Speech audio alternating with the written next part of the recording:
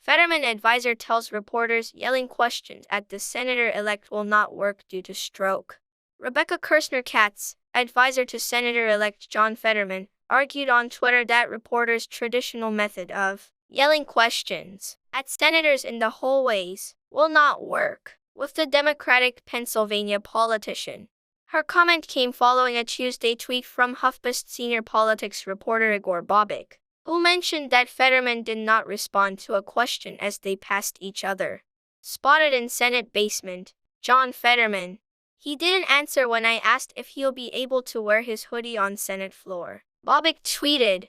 Katz later responded to Bobic's question and also added the act of yelling questions at senators will no longer work as Fetterman continues to recover from the stroke that he suffered back in May. Two things we need to get out of the way. 1. John Fetterman has a suit and will wear it to the Capitol. 2. He is still recovering from a stroke and has lingering auditory processing challenges. The way Hill reporters are used to yelling questions at senators will not work here, Katz wrote.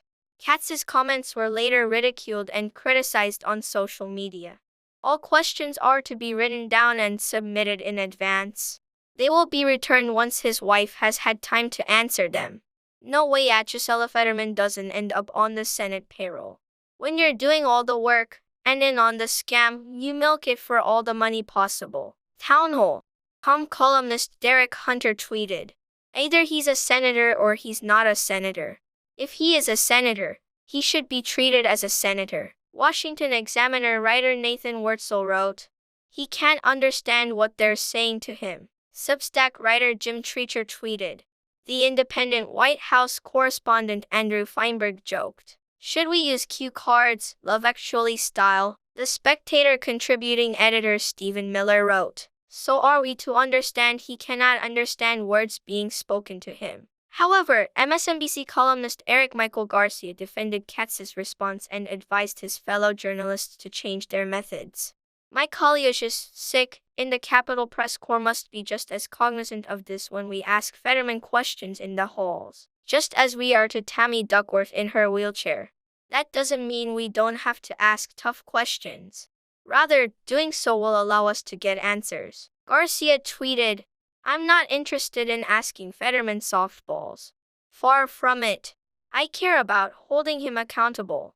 The only way we can do this is if we can accommodate him. We must remember we are co-workers with members. I've spoken with stroke experts.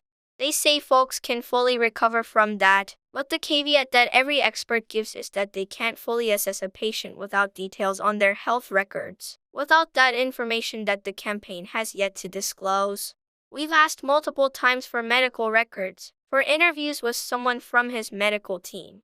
Those requests have been denied to NBC News and other outlets that have requested this as well, Burns said at the time. Burns' comments were later attacked by liberals as well as fellow reporters who insisted there were no issues when interviewing Fetterman.